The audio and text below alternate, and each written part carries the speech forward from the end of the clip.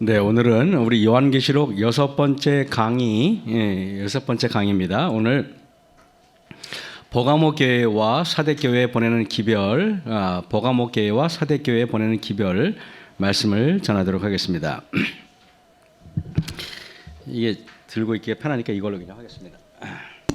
자, 우리 보면은 그 계시록 1장 20절에 보면요, 내 본 것은 내 오른손에 일곱 별의 비밀과 일곱 금 촛대라. 일곱 별은 일곱 교회의 사자요, 일곱 촛대는 일곱 교회니라. 지난번에 했던 거. 그래서 일곱 촛대가 일곱 교회이기 때문에 여러분 안 것처럼 첫 번째가 에베소, 두 번째가 서머너, 세 번째가 버가모, 네 번째가 두아디라, 다섯 번째가 사대, 여섯 번째 필라델피아, 일곱 번째가 라우디게아인데, 오늘 버가모 교회는 AD 313년에서 538년 콘스탄티누스 황제가 기독교를 공인하고 나서 교황권이 확립이 된 때까지를 버가모 교회 시대라고 이야기를 합니다.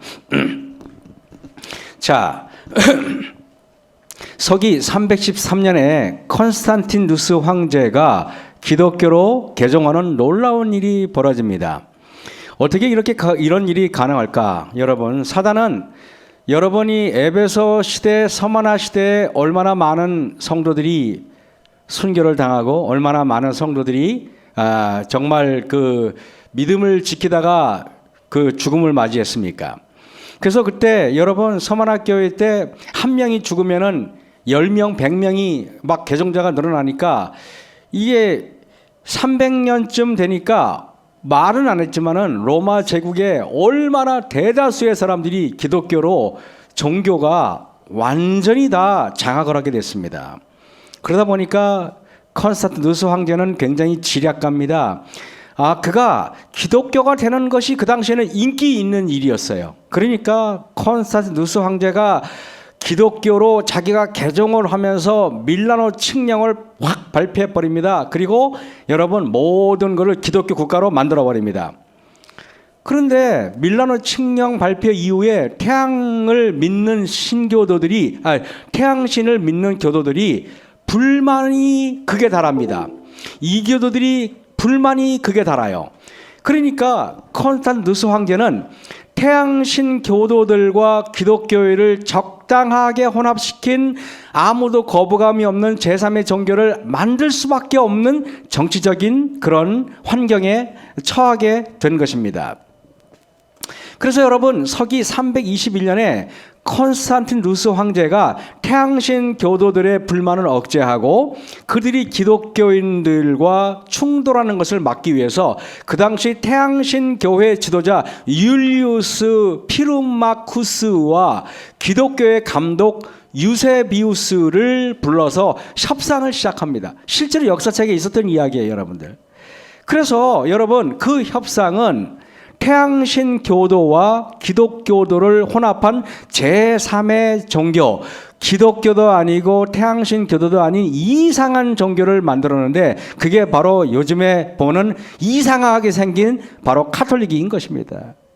카톨릭은 교회도 아니고 태양신을 신는 무당도 아니고 그건 기독교 교회가 아니에요. 하나님하고 전혀 상관이 없는 집단이에요. 그래서 여러분 보면은 다빈치 코드 1권은 351쪽에 보면은 역사가들은 콘스탄티누스 황제가 태양을 숭배하는 이교도에서 기독교로 개종한 것을 보고 그의 영민함에 감탄하고 있다. 이교도의 상징과 날짜, 여러 종교 의식들을 기독교 전통에 섞여 비볐다. 태양신 교도와 기독교 양쪽 모두에게 받아들일 수 있는 혼합 종교를 만들어냈다. 그래서 카톨릭을 우리는 뭐라고 말하냐면 혼합 종교다. 그것은 성경하고는 전혀 상관이 없는 성경도 있고 태양신 교도도 있고 뭐 힌두교도 있고 짬뽕 종교, 그래서 비빔밥처럼 이상하게 만드는 종교가 바로 카톨릭입니다. 그래서 카톨릭을 우리가 보면 유니버설 종교라는 유니버설. 카톨릭이 유니버설이에요. 유니버설이 뭐예요? 우주적이다, 전체적인 것을 어우른다, 다 이렇게 포함한다, 그런 뜻이 있는 것입니다. 버가모 교회 사자에게 편지하기를 좌우에 날선 검을 가진 네가 가라사대 내가 어디 사는 것을 아노니 그래서 하나님께서는요, 이렇게 종교가 타락하고 하나님의 교회가 이 진리에서 벗어난 종교를 하나님께서 해결하기 위해서 그 예수님께서 어떤 버가모 교회의 모습으로 나타났냐면은 좌우의 날선 검으로 예수님을 표현하는데, 여러분, 그래서 교회가 세속화되고 교회가 타락할 때 그 타락된 교회를 개선할 수 있는 유일한 방법이 뭐냐? 그것은 하나님의 말씀, 좌우의 날선 검이 하나님의 말씀이죠. 하나님 말씀으로 돌아가는 방법밖에는 없다는 것입니다. 버가모 교회에서 하나님 편에 서 있던 사람들은 안디바예요. 안디바. 그리고 사단의 편에 서 있던 사람들은 발람의 교훈과 니골라당의 교리를 주장하던 사람들이었습니다. 그러니까 여러분, 버가모 교회는 어떤 교회입니까? 발람의 교훈과 니골라당의 교훈을 따르고 있었던 사람들이 바로 버가모 교회가 세속화된 교회입니다.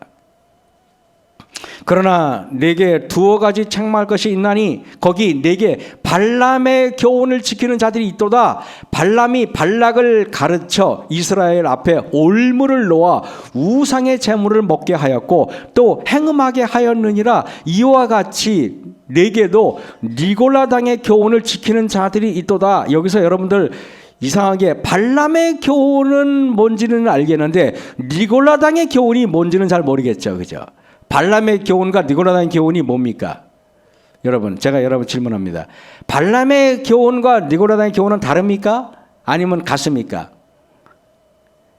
우리는 눈을 뜨고 계시니까 제가, 자, 버가모 교회의 좌우의 날선 검을 가진 예수님께서 태양신의 우상 숭배와 거짓 계명이 교회로 밀려 들어왔는데 이거를 해결할 수 있는 방법은 좌우의 날선 검을 가지는 예수님께서 등장하시는 방법밖에는 방법이 없어요. 여러분 보세요. 자, 프로테스탄트가 뭡니까? 프로테스탄트는 저항하는 사람들이에요. 그 프로테스탄트 기독교인들을 뭐라고 말하냐면 프로테스탄트 신교도들을 프로테스탄트라고 그래요. 프로테스탄트가 저항하는 사람들. 뭐에 저항합니까? 구교, 천주교의 그 잘못된 교리에 저항한다. 그게 바로 신교도들의 이름이 바로 프로테스탄트입니다. 그런데 여러분, 교황의 거짓 가르침과 배도에 저항하는 안디바 같은 사람들이 바로 이 사람들이 들고 일어나는 사건이 무엇인지 아십니까? 그것이 바로 종교개혁이에요. 그래서 너무 신기해가지고 버가모 교회 시대는 세속화 시대인데 버가모 교회와 연결된 게 사대교회인데 사대교회는 놀랍게도 종교개혁 시대가 딱 맞아요. 놀랍지 않습니까? 그래서 세속화된 교회와 버가모 교회와 사대교회를 하나님께서 같은 맥락에서 연결해서 오늘 제가 여러분에게 버가모 교회와 사대교회를 같이 강의하는 이유는 매우 적절한 강의 방법이라고 저는 생각을 합니다. 그래서 여러분, 일곱 척대 카이아즘 지난번에 이어서 계속합니다.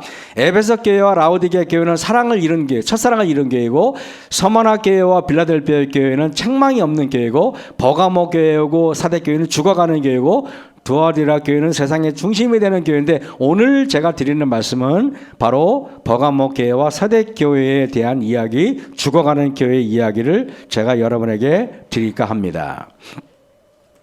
여러분, 그래서 버가모 교회와 사대교회는 평행을 이루는데 두 교회는 공히 칭찬을 받은 것이 하나도 없고 버가모 교회와 사대교회는 책망만 있어요. 책망만. 아무런 칭찬을 받지 못하고 책망만 받는데 이 버가모 교회와 사대교회는 이렇게 평행 구조로 연결되어 있기 때문에 오늘 제가 여러분에게 버가모 교회, 사대교회 두 교회를 말씀드리겠습니다. 자, 그러면은 여러분, 이게 버가모 성을 보면은요, 이 버가모 성은 350m 언덕 위에 있다 그래요. 이렇게 구릉 위에 있다 그래요. 여러분들 보면은 성이 높은 지역에 있는 것을 여러분이 발견할 수가 있습니다. 근데 버가모는 높은 언덕에 위치하고 있었던 교회인데 서머나가 로마 황제 숭배의 발상지라면 버가모는 황제 숭배 사상을 꽃피운 도시라는 것입니다. 그래서 사진에서 옛 버가모를 이렇게 재현해 놓은 것인데 버가모는 여기 보시다시피 매우 잘 조직되고 매우 행정 조직이 발달된 도시였다고 이야기합니다. 계시록 2장 12절 13절을 보면은 버가모 교회 사자에게 편지하기를 좌우의 날선 검을 가진 이가 가랐을 때 내가 어디 사는 것을 내가 아노라. 거기는 사단의 위가 있는지라. 사단의 위가 뭐예요? 버가모 교회는 뭐라고요? 사단의 본부가 있다는 것입니다. 그러면 버가모 시대에 그때 교황청이라고 아까 얘기했죠? 뭐라고요? 사단의 본부가 있는 곳이에요. 내가 어디 사는 것을 내가 아노라. 거기는 사단의 위가 있는 데라. 내 이름을 굳게 잡아서 내 충성된 증인, 여기 보니까 안디바가 너희 가운데 곧 사단에 거하는 곳에서 죽임을 당할 때에도 나를 믿는 믿음을 저버리지 아니하였도다.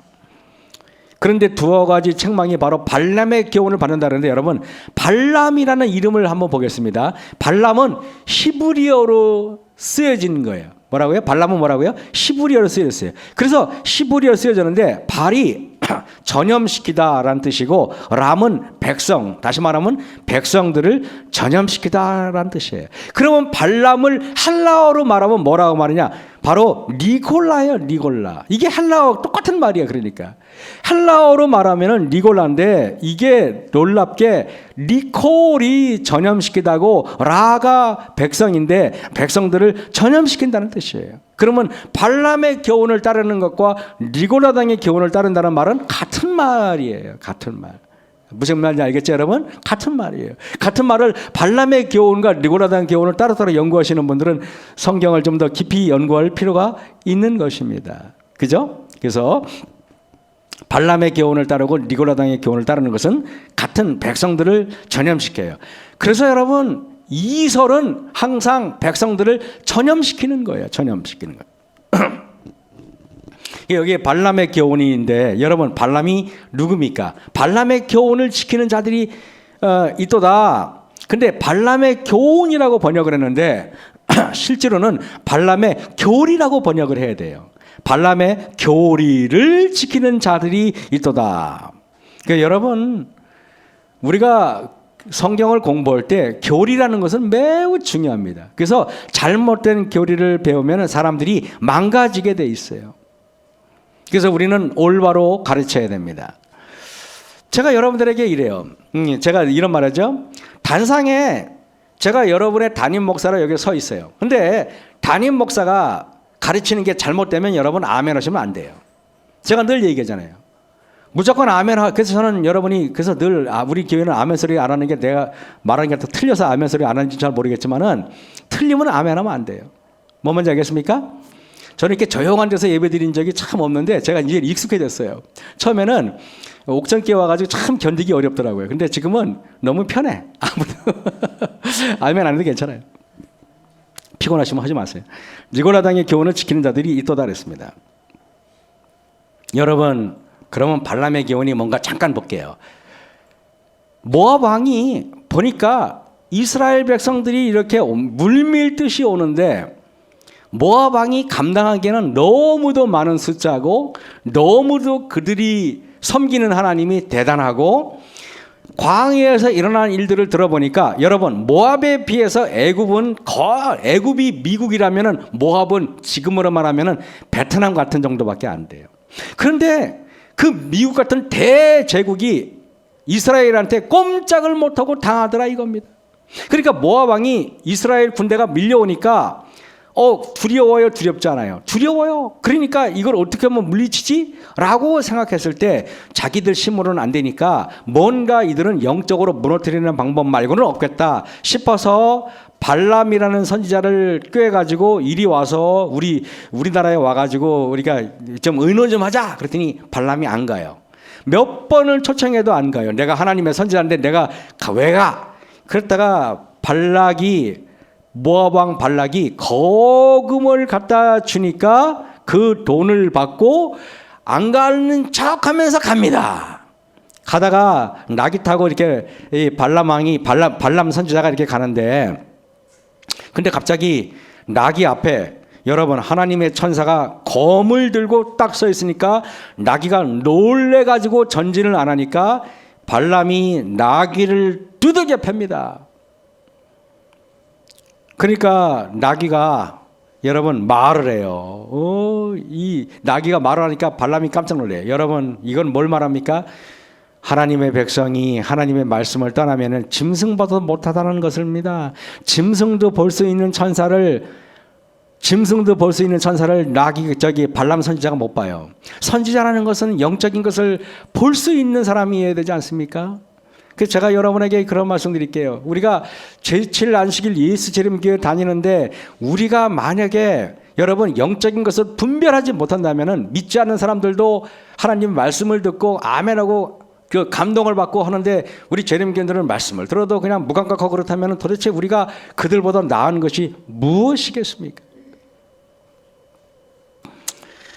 여러분 교회가 거짓 선지자들에 의해서 하나님의 말씀을 버리고 세상과 타협하고 거짓 가르침을 받아들이면 하나님의 교회에 영적 죽음이 찾아온다는 것을 보는데 나귀가 놀래가지고 발람 선지자를 그 벽에 이렇게 스쳐가지고 이 다리가 다 뭉개버립니다. 죄가 들어오는 통로는 크거나 넓지 않고 처음에는 모두 아주 작고 미세합니다. 박명호파가 처음에 여러분 이설이 된 게 처음에는 큰 차이가 있던 게 아니에요. 처음에는 아주 작은 차이로 시작을 합니다. 인간은요, 모든 인간이 작은 실리 앞에서 민족과 하나님을 배반합니다. 큰 문제, 위대한 정의 앞에 절대 무너지지 않아요. 어떤 대의 문제에 관해서 많은 사람들이 부르르 떨면서 정의를 외치고 대의 명분을 외칩니다. 정의의 사도인 양 올바른 문제에 대해서 크게 부르르 떨쳐 일어나지만은 그런데 작은 감정의 혈기 앞에서는 무너지잖아요. 여러분 실제로 인간이 진짜 무너지는 게 어딘지 아십니까? 작은 감정, 혈기의 감정, 자존심 따위에 인간은 무너지는 것입니다. 신해철이라는 사람, 저는 이 사람을 굉장히 좋아하지 않습니다. 이 사람은요 의료사고로 죽었는데요, 여기에 보면은 뱀 문신이 이렇게 해가지고 귀 이렇게 꽈리를 들고 올라와 있어요. 이 사람이 하는 음악은 사단의 음악이에요. 근데 이 사람이 철학을 공부했는데요, 이 사람이 어느 날 그 민물장어의 꿈이라는 어떤 가사를 이 사람이 올렸는데, 저는 이 노래 들어본 적도 없는데 어떤 분이 의미심장하다고 그래서 한번 봤어요. 여기 뭐라지 아십니까? 좁고 좁은 저 문으로 들어가는 길은 나를 깎고 잘라서 스스로 작아지는 것뿐. 틀린 말 아니에요 여러분. 우리가 좁은 길로 가야 되지 않습니까? 마태복음 7장에 나오잖아요. 좁은 길로 가는 게 뭔지 알아요? 나를 깎아서 스스로 작아지는 것밖에는 방법이 없어요. 근데 여기는 스스로 작아질 수 있는 방법은 없죠. 하나님에 의해서 작아지죠. 이젠 여러분 버릴 것조차 남은 데 없는데 문득 거울을 보니 자존심 하나가 남았네 그랬습니다. 여러분 시대서망에 보니까요, 가룟 유다가 예수님께서 그에게 마지막으로 자비의 손길을 성만찬 예식에 내밀었어요. 가룟 유다는 예수님을 배반하려고 다 준비를 하고 있었어요. 그런데요, 예수님께서 가룟 유다의 발을 닦아 드렸을 때 가룟 유다의 마음이 큰 감동을 받아가지고 예수님한테 회개할까 넘어갈까 말까 간당 하다가 자존심 때문에 무너졌다 그랬어요. 놀라운 얘기예요 여러분. 모든 인간들의 품성이 그 자존심 앞에서 넘어지게 돼 있어요. 절대 대의 명분 앞에서 넘어지지 않고 영혼불면을 믿겠다고 뛰쳐나가는 사람은 없어요. 여러분 그걸 아셔야 돼요. 문득 거울을 보니 자존심 하나가 남았네. 두고 온 고향 보고픈 얼굴, 따뜻한 저녁과 웃음소리, 긴 여행을 끝내리 미련 없이 익숙해가는 거친 잠자리도 또 다른 안식을 빚어 그마저 두려울 뿐인데, 부끄러운 게으름, 짜잘한 욕심들이 얼마나 나이를 먹어야 마음의 안식을 얻을까. 하루 또 하루 무거워지는 고독의 무게를 참는 것은 그보다 힘든, 그보다 슬픈, 의미도 없이 잊혀지긴 싫은 두려움 때문이지만, 긴 여행을 끝내리 미련 없이 아무도 내게 말해주지 않는 정말로 내가 누군지 알기 위해 신해철 씨가 이 노래를 만들었을 때 이랬대. 사람들한테, 야, 이 노래 절대 인기 없을 거야. 근데 실제로 그 말대로 인기가 없었어요. 근데 신해철이 뭐라는지 아십니까? 근데 내 장례식장에서 사람들이 이 노래를 부를 거야 이랬대요. 진짜로. 그리고 신해철 씨가 뭐라고 말하지 않습니까? 내가 죽은 다음에 이 노래가 사람들로부터 인기가 있을 거야 그랬대요. 실제로 신해철이 죽은 다음에 이 노래가 인기가 있었어요. 실제로 그는 이 노래를 짓고 얼마 있다 죽었어요. 사단의 사주를 받는 사람은요, 무서운 말을 해요. 여러분, 제가 여러분에게 이야기할게요. 이것은요, 저는요, 그는 46세의 나이로 정말로 자신이 누군지 모르고 그냥 미련 없이, 여기 보니까 긴 여행을 미련 없이, 목적 없이 그냥 끝내버렸어요.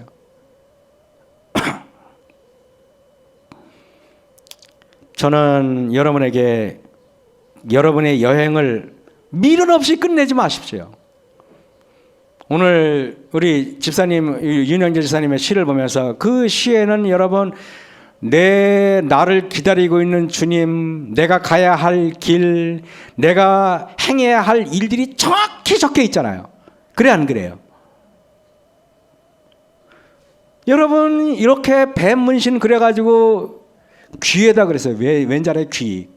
귀가요, 독사의 자식은 귀가 들리지 않아요. 영적인 것이 들리지 않는 게 바로 뱀이에요. 뱀은 귀가 없어요. 남의 말이 들리지 않고 영적인 것이 들리지 않는 사람은 죽은 사람이에요. 문득 거울을 보니 자존심 하나가 남았네 그랬죠. 아까 이거 요약하면은요, 부끄러운 게으름과 자잘한 욕심들, 긴 여행을 미련 없이 끝내리. 밥 세끼 먹는 문제, 나의 개뿔 다닌 자존심 문제, 나의 그냥 별것도 아닌 감정과 기분 문제, 무너지지 마십시오. 얼마나 어리석습니까? 산불은 크게 큰 폭발로 인해서 벌어지는 게 아니고 아주 작은 아무것도 아닌 불씨 때문에 커지잖아요, 여러분. 여러분, 이게 목회 철학이, 어떤 분이 목회 철학이에요. 저는 목회 철학이 없으니까 걱정하지 마시오. 근데 어떤 목회자가 말하기를, 목회는 아주 소심하게 해라. 대범하고 통 크게 목회하다가 망한 목사들 많이 봤다 그런데요. 목회는요, 목회 철학은 소심해야 돼요. 목회 철학은요, 매우 섬세해야 된대요. 왜 그런지 아십니까? 왜 목회자는 소심하게 목회를 해야 된다고 말합니까? 목회는 무슨 업적을 남기는 것이 아니기 때문에 그래요. 저는요, 젊었을 때는요, 목회는 뭐 업적을 남기는 줄 알았어요. 건축을 하고 뭐 11조를 내고 교회를 뭐 몇백 명으로 부흥시키고, 나는 그게 목회자의 소명인 줄 알았더니 목회를 그만두고 나와보니까 그것은 아무런 나에게는 의미가 없고, 목회는 내가 성도들 한 사람 한 사람의 가녀리고 떨리는 신음소리에 귀를 기울일 수 있는 마음이 목회자의 마음이어야 된다는 걸 이제 깨달았어요. 목회자란 사람들의 여리고 작은 소리, 낮은 소리, 들릴까 말까 하는 소리를 들을 수 있는 귀가 목회자의 철학이 되어야지. 그래서 목회자는 소심하고 세세하고 디테일해야 된다고 이야기합니다. 우리는 교회에서 디테일한 그리스도의 삶을 교훈해야 합니다. 아주 사소하고 작은 일에 가장 섬세하고 가장 디테일하게 마음을 나누고 온유한 교회가 되도록. 왜냐하면 교회는요, 감정, 자존심이, 감정의 상함이, 그리고 또 불친절함이, 예의가 없음이 교회를 멸망시키기 때문에 그런 것입니다. 그래서 어떻게 부드럽게 표현하고 어떻게 온유하게 행동하는지를 매우 섬세하고 디테일하게 가르쳐야 합니다. 계시록 2장 13절에 내가 어디 사는 것을 내가 아노니 거기는 사단의 위가 있는 데라. 여러분, 사단에 거하는 곳에서 죽임을 당할 때에도 나를 믿는 믿음을 저버리지 아니하였도다. 여러분, 버가모 교회는요, 순교 앞에서도 죽음을 두려워하지 않던 사람이에요. 그런데 그런 사람들이 발람의 잘못된 교리에 금방 넘어가는 걸 보세요. 제가 왜 그런지 아십니까? 여러분 보세요. 계시록 버가모 교회 하나님께서 특별히요, 여러 상 중에서 뭘 준다고 말인지 아십니까? 귀 있는 자는 성령이 교회들에게 하시는 말씀을 들을지어다. 이기는 그에게는 내가 감추었던 만나를 준다 그랬어요. 그래서 저는 이런 말을 들었어요. 감추었던 만나가 뭔지 아십니까? 하나님의 말씀을 어기고 하나님의 진리를 어기면은 하나님의 양식인 만나는 감추어져 버린다는 사실 여러분 아셔야 돼요. 우리는 출애굽기 16장에 보면 모세가 가로되 여호와께서 이같이 명하시기를 이것을 오멜에 채워서 너희 대대 후손을 위하여 간수하라. 이는 내가 너희를 애굽 땅에서 인도해 낼 때에 광야에서 너희에게 먹인 양식을 그들에게 보이기 위함이니라 하였다 하고 아론에게 이르되 항아리를 가져다가 그 속에 만나 한 오멜을 담아 여호와 앞에 부어 너희 대대에 간수하라 그랬어요. 그 간수한 것들, 그것이 바로 간직한 것들, 감추인 오멜인 것입니다. 만나인 것입니다. 그래서 히브리서에 보면은 9장에 보면은요, 지성소에 하나님께서 금향로와 금으로 산 언약궤와 만나를 담은 금항아리와 아론의 쌍난 지팡이와 언약의 비석 5가지를 분양 여기 지성소에다 하나님께서 보관하라고 명령하십니다. 여러분, 버가모 교회 성도들에게 왜 하나님께서는 감추었던 만나를 주시는 걸까요? 거짓 교리와 이교의 혼합 종교를 믿으면 하나님께서는 생명의 말씀을 감추겠다는 의미가 있어요. 여러분, 잘못된 교리, 태양신을 숭배하고 있는 일요일을 숭배하는 사람들에게 하나님의 말씀이 감추인 것은 당연한 것입니다.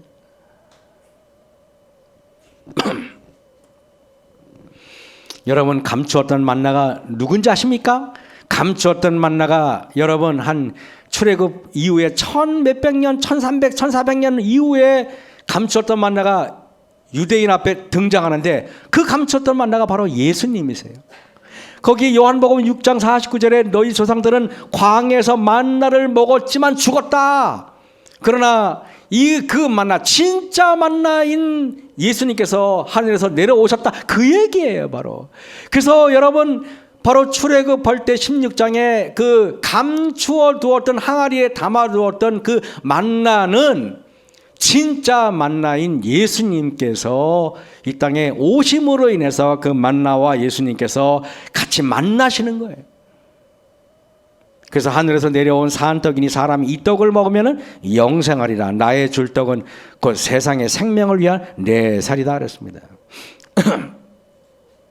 버가모 교회가 여러분 말씀에 타락한 교회이니까 하나님께서는 그래서 사대교회와 연결했죠. 사대교회는 말씀을 연결해야 되는데 사대교회는 여러분 어떤 교회인지 아십니까? 살았다 하는 이름을 가졌으나 죽은 교회라는 것입니다. 사대교회는 뭐라고요? 살았다 하는 이름을 가졌지만은 죽은 교회라는 것입니다. 마틴 루터는 이 사대교회가 종교개혁 시대라고 얘기했죠. 마틴 루터는 이렇게 종교개혁의 포문을 엽니다. 오직 의인은 믿음으로 말미암아 살리라. 로마서 1장 17절에 있는 말씀을 모토로 그가 종교개혁의 포문을 엽니다. 1517년 10월 그 31일인가요? 거기에 비텐베르크 성에 거기다가 딱 95개 저 반박문을 쿵쿵쿵 못으로 딱 받고 마틴 루터가 종교개혁을 시작합니다. 제가 독일에서 신학을 공부했기 때문에 마틴 루터에 대해서 매우 자세히 공부할 수가 있었어요. 왜냐하면 거기 마틴 루터가 바로 종교개혁의 본고장 거기서 사람이니까요. 마틴 루터는요, 여러분 아까 제가 이런 얘기했죠. 종교개혁을 하기 위해서는 어떤 게 필요하다? 좌우의 날선 검이 제일 중요하다고 아까 했죠. 종교개혁자는 말씀에 정통한 사람이어야지 종교개혁을 합니다. 종교개혁은요, 크게 외치고 목소리 크고 조직을 잘하고 사람들을 잘 리드하는 사람이 종교개혁자가 될 수 있는 게 아니라 종교개혁자는 말씀에 정통한 사람이 돼야 돼요. 독일은 1517년 이전까지는요, 그 하도 그 지역마다 방언이 심해가지고요, 독일에 가면은요 서로 말이 안 통했어요. 그래가지고요 독일에 가면은요, 여러분 스위스에 가면 독일어를 쓰거든요. 70% 이상이. 스위스에 가서 독일 사람들이 스위스에 가면요, 스위스 사람이 독일어를 하면 독일 사람들이 한 반도 못 알아들어요. 구 어때? 이래요. 그 구 들면 구 어때? 그래요. 구 어때?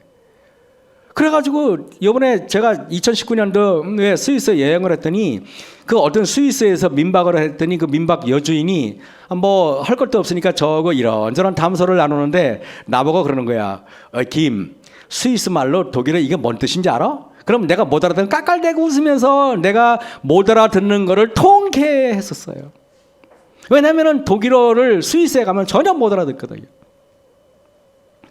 그런 독일어가 보면은 중구난방이에요. 보면은 바이에른에 가면은 다르고 뭐 여기 가면 뭐 다르고 비텐버그 다 달라. 그러니까 이 마틴 루터라는 사람이 독일어를 표준 독일어, 독일 말로 호크도이츠를 만들어 가지고 모든 독일어를 통일시켜 버려요. 그래서 그걸 독일어로 호크도이츠라고 얘기해요. 그것뿐만입니까? 여러분 성경을 독일어로 번역을 해가지고 여러분 독일어로 성경을 번역하면서 독일어 문법을 완성해 버려요. 천재죠, 천재. 그래가지고 독일 사람들이 독일어를 그러다 막 보기 시작하는데 마틴 루터가 오직 의인은 믿음으로 말미암아 살리라 모토를 하면서 독일을 전체를 변화시킵니다. 에베소 교회 근데 여러분 우리가 왜 사대교회는 이렇게 종교개혁 시대인데 여러분이 의심하기는 근데 왜 사대교회는 죽은 교회가 됐어요? 그죠? 여러분 의심스럽지 않습니까? 그거 여러분 저한테 궁금해해야 돼요. 아니 종교개혁 시대면은 뭔가 좀 좋아져야 될 거 아니에요. 근데 살았다 이러면 가렸으나 죽은 교회가 돼버렸네? 그게 말이 돼? 그런 생각이 들죠. 그러면은 집사님은 벌써 설교를 제대로 알아들은 거예요. 여러분 근데요 이게 하나님이 사대교회 말할 때 내 행위가 부족하다, 내가 뭔가 흰옷을 입지 않았다고 하나님께서 야단을 쳐요. 흰옷은 그리스도의 의거든요. 근데 마귀는요, 그래서 성경은요 이렇게 보면 돼요. 하나님은 여러분을 흰옷을 입히려 그러고 마귀는 여러분의 흰옷을 벗기려 그러고 그게 싸움이에요. 그래서 성경은 결국에는 옷싸움이다.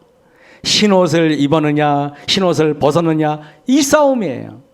그래서 에베소 교회는 여러분 니골라당의 교리로 마귀는 흰옷을 벗겨버렸고요. 버가모 교회는 발람의 교리와 니골라당의 교훈으로 흰옷을 벗겨버렸고요. 그리고 두아디라 교회는 이세벨의 행음으로 흰옷을 벗겨버렸고요. 사대교회는 뭘로 벗겼는지 궁금하시죠? 여러분 사람이 주는 사탄이 주는 가짜 흰옷을 분별하고 조심해야 합니다. 우리가 보면은요 이래요. 계시록 3장 4절 보겠습니다. 그러나 사대 그 옷을 더럽히지 아니한 자 몇 명이 내게 있어. 사대교회 성도가 몇 명인지 잘 모르겠지만은 몇백 명이 넘었을 겁니다. 아마 1000명이 넘었다고 보세요. 1000명이 넘었는데 사대교회에서 구원을 받을 만한 사람은 겨우 몇 명. 여러분 성경은 a few more. 그래가지고 뭐냐라 소수의 몇 명이라고 돼 있어요. 몇 명이 내게 있어 흰옷을 입고 나와 함께 다니리니 그들은 합당한 자의 영혼이라. 예수님께서는 사대교회의 옷을 더럽힌 사람들을 책망하셨습니다. 그렇다면 왜 대부분의 사대교회 교인들은 더러운 옷을 벗고 흰옷을 입지 못하게 되었을까요? 여러분 그게 궁금하지 않습니까? 왜 그렇게 됐을까? 여러분 여기 보면은 흰옷이 더럽혀진 이유는 믿기만 하면 아까 오직 의인은 믿음으로 말미암아 살리라 그것까지는 좋은데 거기에 너무 집착된 나머지 믿기만 하면 구원받는다는 식으로 신교가 흘러가 버리니까 오히려 이것은 구교도들한테도 그렇고 믿지 않는 사람들도 그렇고 모든 사람들이 조롱하는 교회로 전락해 버린 거예요. 그래서 여러분 이게 우리 값싼 믿음으로 말미암은 의 교리가 들어왔기 때문에 사대교회를 이해하려면 흰옷이 무엇인지 흰옷을 입는 경험이 무엇인지 알아야 사대교회를 이해할 수 있다는 것입니다. 계시록 19장 8절에 그에게 허락하사 깨끗하고 세마포 흰 세마포를 입게 하셨은즉 이 세마포 흰옷은 성도들의 뭐라고요? 옳은 행실이다 그랬어요. 그러면 사대교회는 흰옷을 입은 사람이 몇 명만 있다는 말은 대부분의 사대교인들은 흰옷을 입지 않았다는 말인데, 사대교인들이 흰옷을 입지 않았다는 말은 사대교인들이 어떻다는 말이에요? 행실이 옳지 않았다, 타락했다, 그리고 너무 사람들이 이기적이다, 너무 세속화됐다, 그렇게 볼 수가 있는 것입니다. 사대교인들이 흰옷을 입지 못했다는 말은 그들이 예수님을 믿는다고 말하지만은 그들의 삶과 행동은 옳은 행실이 없다는 뜻이에요. 값싼 믿음으로 말미암는 의로 인해서 누더기 옷을 걸치고 누더기 옷으로 만족했다는 뜻입니다. 여러분, 그렇다면 왜 사대교인들은 값싼 믿음으로 말미암는 의에 만족하고 살았을까요? 계시록 3장 2절에 보겠습니다. 너는 일깨워 그 남은 바 죽게 된 것을 굳게 하라. 내 하나님 앞에 내 행위에 온전한 것을 찾지 못하였노니. 여러분, 사대교회에 흰옷을 입지 않은 그 현상을 하나님께서는 딱 이렇게 말해요. 내 행위에 온전한 것을 찾지 못했다, 이렇게 말해요. 이게 사대교회의 뭐라고요? 현실이에요. 그렇다면 하나님께서 우리 옥천교회를 바라보실 때, 또 우리 재림교회를 바라보실 때 하나님께서 우리에게 어떤 걸 찾기를 원합니까? 행위에 온전한 것을 찾기를 원하실 겁니다.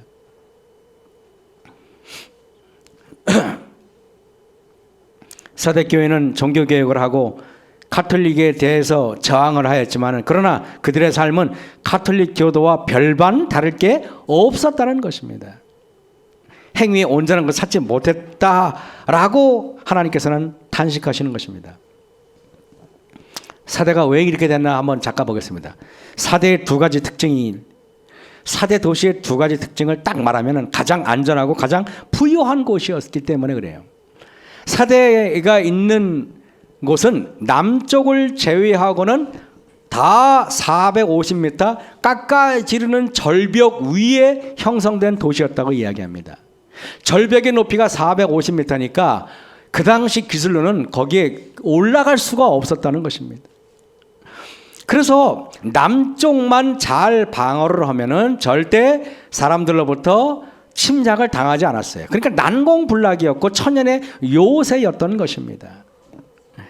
여러분, 사대는 그래서 BC 546년에 고레스 왕에게 한 번 점령당했고, 그래서 고레스 왕은 워낙 유명하잖아요, 그죠? 고레스 왕에게 한 번 점령당했고, 그리고 BC 218년 안티오쿠스 왕에게 두 번째 점령당한 것이 계시록을 쓰여질 때까지 전부 다야. 그 침략당한 거 두 번밖에 없어요. 여러분, 어떤 나라가 두 번밖에 침략을 당하지 않은 나라는 두 번밖에 점령을 당하지 않았다는 것은 놀라운 일이에요. 여러분, 그래야 안 그래요? 놀라운 일이에요, 이거는. 그러니까 사대가 얼마나 안전한 곳이었나, 얼마나 부유한 곳이었나. 여러분, 그 요한이 계시록을 쓰기까지 거의 300~400년 동안 사대는 아주 평온하고 전쟁 한번 겪지 않고 아주 그냥 이렇게 사람들이, 백성들이 아주 평화스럽게 안전하게 살고 있었습니다. 그래서 사대의 두 가지 특징이 뭐라고요? 가장 안전하고, 또 사대 옆에 개울에 금이 그렇게 많이 발견이 돼가지고 얼마나 부유한지, 거기 루디아의 뭐 자주장사에 나오죠, 성경에. 그 루디아 지역의 수도가 바로 사대예요, 바로 사대. 아직 들어봤죠, 루디아? 거기 사대예요, 사대. 그러니까 이 지역 사람들은 긴장감이나 도전의식이 있을까요? 없어요. 안일함과 무기력에 팽배한 그런 사람들이 살던 곳입니다. 그래서 방탕, 쾌락, 사치, 부패로 일관된 도시였던 것입니다. 그래서 사대교회 사자에게 이 하나님께서 건강 진단서를 딱 내렸는데, 내가 살았다는 이름을 가르치는 뭐라고요? 죽었다, 이렇게 말해요. 이것이 하나님께서 사대교회를 진찰하시고 나서 내린 건강 진단서입니다. 그러니까 이 말이 뭐예요? 너는 농명책에 기록되어 있지만 영적으로는 죽었다, 이 뜻입니다. 사대교회는 교회 모양도 있었고 행위도 있었고 프로그램도 있었고 예배도 있었고 봉사도 있었고 여러 가지 있었지만 영적인 생명력이 없었다는 뜻이에요. 여러분, 교회를 교회답게 하는 것이 무엇일까요? 공동체 안에 성령의 역사가 계시는가? 그 공동체 안에 성령의 생명의 성령의 법칙이 작용하는가가 있어야 됩니다. 훌륭한 교회란 건물이 아니에요. 여러 가지 다양한 프로그램을 주변 사람들에게 주는 여러 가지 액티비티, 그러나 교회를 교회답게 하는 것은 그런 외적인 요인이 아니라는 것입니다. 교회를 교회답게 하는 것은 성령의 작용은 여러분 눈으로 보여요, 안 보여요? 보이지 않아요. 여러분, 우리가 이제 밑에 풀 이런 게 없다면 말입니다. 우리는 이렇게 여기 안에 있는데 밖에 온도가 갑자기 확 추워졌어. 온도가 추워지는 게 눈으로 보여요, 안 보여요? 안 보여요. 그죠? 온도가 떨어지는 게 보여요? 온도가 떨어지네. 안 보여요. 여러분, 서리가 오는 걸 보고 알지 그냥 대기를 보면서 절대 모릅니다. 여러분, 우리가 물을 끼얹으면 여름에 아주 뜨거울 때 물을 끼얹으면 뜨거운 여름에 물을 끼얹고 즐거워하는 모습이에요. 근데요, 여러분, 이 물이 물이 뜨거울 때는, 날씨가 따뜻할 때는 물을 끼얹어도 괜찮은데 이게 냉랭해지고 차가워지잖아요. 그럼 물이 이렇게 변해요. 여러분, 3층 높이에서요, 내가 밑에 우리 교인들 지나가는데 여름에 뜨거울 때 물을 끼얹으면, 물론 이제 이렇게 서로 이제 이렇게 놀러 가서 말입니다. 물을 끼얹으면 물 맞으면서 깔깔대고 웃을 수 있어요. 근데 내가 3층에서 40kg짜리 얼음을 밑에 던져 보세요. 그러면 즐거워하는 사람 아무도 없습니다. 그거 먹고 죽죠. 제가 왜 이런 얘기냐 아십니까? 여러분, 그 물이 따뜻할 때는 말랑말랑하고 부드럽고 만져도 충격이 없는데요, 물이 차가워지면 얼음덩어리 변해가지고 무섭은 흉기로 변하듯이 사람도요, 교회가 냉랭해지잖아요. 그러면요, 사람이 이렇게 서로 온유하고 교회가 화목할 때는요, 서로 말을 해도 말이 괜찮은데 냉랭해지잖아요. 그러면 그것이 얼음처럼 변해가지고 상대방이 맞으면은요, 아파하고 힘들어하고, 그리고요, 이거 있잖아요. 어떤 데 보니까요, 고드름을 갖고 사람을 죽였대요. 그러니까 고드름 죽이니까 이게 녹으니까 흉기가 발견이 돼, 안 돼? 실제로 그런 사건이 있었어요, 옛날에. 저기 셜록 홈즈인가 그 탐지에 보면은 얼음으로 찔러가지고 사람을 죽인 거야. 그런데 아무리 봐도 흉기가 없어. 알고 봤더니 얼음으로 죽인 거야. 저는 여러분에게 말씀드릴게요. 교회가 냉랭해지면요, 우리가 평소에는 아무렇지도 않던 말들, 아무렇지도 않던 표정들, 아무렇지도 않던 여러 가지 행동들이 교회가 냉랭해지면 모든 게 다 흉기로 지납니다. 모든 게 다 날카롭고 모든 게 다 무섭고 모든 게 다 거칠어져.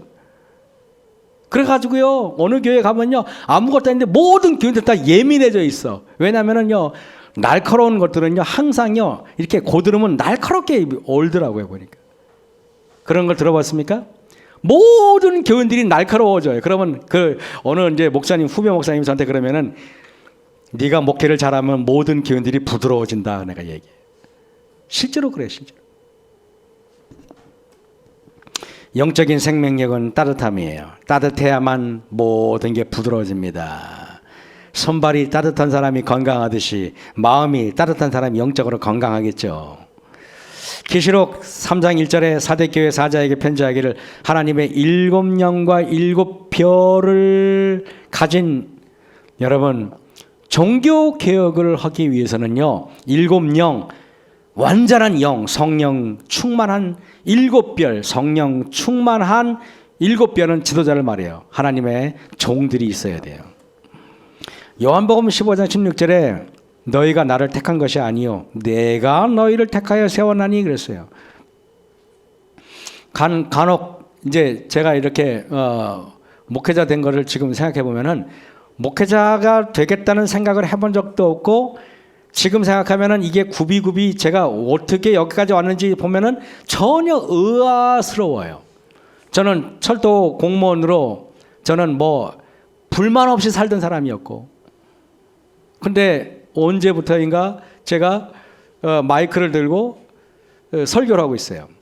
제가 여러분 어렸을 때 초등학교 때인가요? 리더십이라고는 눈꼽만치도 없었어요.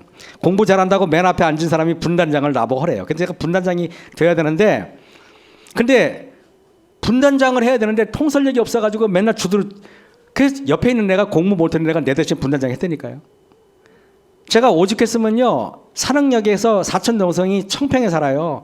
산흥에서 청평까지 가는데 동생하고 같이 가다가 이제 기차표를 끊어야 되는데 내가 오빠잖아요. 그러면은 산흥역장한테 가가지고 기차표 2장 주세요 그래야 되는데 그걸 못 해가지고 벌벌 떨면서 이러니까 여동생이 내가 바보니까 조용히 내 눈치 안 채게 기차표 2장 주세요 하고 기차표를 딱 사는데 그때 내가 얼마나 그게 부럽고 얼마나 걔가 대단하게 보이는지 어떻게 저렇게 기차표를 거침없이 살까 난 너무 놀랐어요. 이런 사람이 목사가 된다는 게 기적 아닙니까? 계시록 3장 2절에 너는 일깨워 그 남은 바 죽게 된 것을 굳게 하라. 내 하나님 앞에 내 행위에 온전한 것을 찾지 못하였다. 사대교회가 잠잔다는 뜻은 자아가 죽어가는데 죽어가는지 모르는 사람들에게 여러분 행위가 온전한 것 찾지 못했는데 그 정도 상태인데 잠잔다는 말이 뭐냐? 자기가 그렇게 죽게 된 상태인지도 모른다는 거예요. 쉽게 말하면은 여러분의 상태가 어떤지 모른다는 게 제일 심각한 겁니다. 깨어 기도하라 그러죠. 여러분 삼선 이야기 알잖아요. 삼선이 힘이 다 빠졌는데 본인은 아직도 자기가 힘이 있는지 알고 떨쳐 일어나려고 그러는데 여기 뭐라고 됐어요? 여호와께서 이미 자기를 떠난 줄도 모르고 그 말이 뭐예요? 이미 자기에게 능력과 힘이 다 사라진지도 모르고 삼손은 당연히 자기가 마음만 먹으면은 힘을 낼 수 있다고 생각하는 겁니다. 그래 안 그래요? 이게 뭐 이렇게 여러분 그래서 삼손이 블레셋 사람이 그를 잡아 눈을 빼고 놋줄로 그를 매고 옥중에서 맷돌을 돌리기 시작하니까 그제서야 영적인 눈이 떠지기 시작해요. 그래서 삼손은 육적인 눈이 멀고 나서 영적인 눈이 떠졌듯이 라오디게 교회도 마찬가지입니다. 우리가 육적인 눈이 멀고 나서 나중에 늦은미 성령과 더불어 영적인 눈이 떠질 것입니다. 지금은 처참하잖아요. 지금 재림교회. 계시록 3장 4절에 보면은 그러나 사대에 그 옷을 더럽히지 아니한 자 몇 명이 있어. 4개 있어. 흰옷을 입고 흰옷을 입을 것이요. 사대교회 하나님께서 계속 흰옷을 많이 말씀하십니다. 흰옷은 계시록에 보면은 큰 환난에서 나오는 자들인데 어린 양의 피에 그 옷을 씻어 하얗게 될 수 있다는데 히브리서 이걸 뭐라고 말하지 않습니까? 그리스도의 피가 어찌 너희 양심으로 죽은 행실에서 깨끗하게 하고 그랬어요. 바로 흰옷을 입는다는 것은 양심의 회복을 말하는 거예요. 그것이 흰옷입니다. 냄비 속에 개구리 실험 여러분 아시죠? 냄비를 이게 유명한 미국에서 있었던 일인데 냄비를요 잡아다가 뜨거운 물에 탁 놓으니까 아 뜨거워 그러면서 펄쩍 뛰어나오더라 이거예요. 그런데 냄비를 차가운 물에 넣어가지고 넣었대요. 그랬더니 이게 이러다가 아주 서서히 뜨겁게 돼. 서서히. 그랬더니 얘가 물이 미지근해지니까 아이고 좋다 하고 다리를 쭉 뻗더래요. 그러더니 더 미지근하니까 너무 좋은 거야. 쫙 펴서 주무셔요 얘가. 그러다가 뜨거운지도 모르고 나중에 삶아졌더라 이겁니다. 우리도 사단은 지금 어떻게 합니까? 갑자기 뜨겁게 확 해가지고 성도들이 정신 차리게 합니까? 아니면 서서히 냄비를 가열합니까? 여러분 어떻게 해요? 서서히. 그래서 코로나도요. 여러분 내가 끝날 줄 알아. 지금 다 마스크 거의 다 벗었네. 여러분 이거 마스크 이제 벗을 거라니까요. 그런데 조금 있으면 이거보다 비교도 안 될 게 올 겁니다. 그때는 아마 여기 교회도 못 오게 될 거예요. C.S. 루이스가 이런 말을 했어요. 지옥으로 가는 길은 평온하고 밋밋하여 전혀 장애가 없다. 그러나 천국으로 가는 길은 좁고 낭떠러지기며 위험천만한 길이다. 초기 문집에 보시면은요, 하늘 가는 길이 좁고 좁은 낭떠러지 길이라고 거기 처음 맨 먼저 받은 이상이 거기 나와 있죠? 그죠? 그래서 베드로전서에 보면은 사랑하는 자들아 너희를 실현하려고 하는 불시험을 이상한 일 당하는 것 같이 이상히 여기지 말고 오직 너희가 그리스도의 고난에 참여하는 것으로 즐거워라. 이는 그의 영광을 나타내실 때 너희로 즐거워하고 기뻐하게 하려 함이라. 그리고 아까 계시록 7장에 보면은요, 어린 양의 피에 그 옷을 씻어 희게 하는 사람들이 어떤 사람들이냐면은 환난에서 나오는 사람들이에요. 그런데 아까 사대교회는 어떤 교회예요? 환난과는 전혀 거리가 먼 안전하고 평화롭고 부유한 곳이에요. 그래서 하나님께서는 우리를 정신 차리게 하려고 때로는 안전한 우리의 거처를 불안전하게 만드시고 안전한 우리의 건강의 요소를 불안전한 건강의 요소로 하나님께서 파괴하기도 하고 때로는 우리의 안전한 경제의 여러 가지 프로그램을 가장 불안전하게 만들어가지고 우리를 경각시키고 깨어있게 하는 이유가, 시련을 주시는 이유가 흰옷을 입게 하기 위한 하나님의 고육직책이라는 사실 여러분 잊지 말으셔야 됩니다. 버가모 교회에 편지를 보내는 바신인이신 예수님께서는 좌우에 나선 검으로, 그리고 사대교회에 편지를 보내는 바신인 예수님께서는 7영과 7별을 가진 분으로 나타냈습니다. 좌우에 나선 검은 하나님의 말씀이고 7영은 완전한 성령님을 상징합니다. 잠자는 교회, 죽어가는 교회, 필요한 교회는 결국 하나님의 말씀이고 성령 충만함인데 이 두 가지가 왜 같이 연결되어 있을까? 그것은 성령 충만함은 하나님의 말씀과 깊은 관련이 있기 때문에 그런 것입니다. 그래서 사대교회와 버가모 교회와 사대교회가 연결된 것은 그래서 연결된 것이고, 그래서 두 교회를 같이 연결선상에서 나와서 연구하는 것입니다. 아무쪼록 하나님의 말씀과 성령 충만함으로 깨어 기도하는 저와 여러분 되시길 바라면서 말씀을 마치겠습니다.